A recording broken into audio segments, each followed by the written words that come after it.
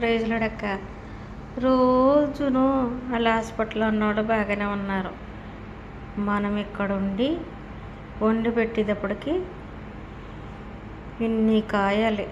Coffee, చాయ్, గవ్వ, పాలు coffee, మామూలు కాఫీ, ఇవన్నీ ఫ్రూట్స్, కేక్లు.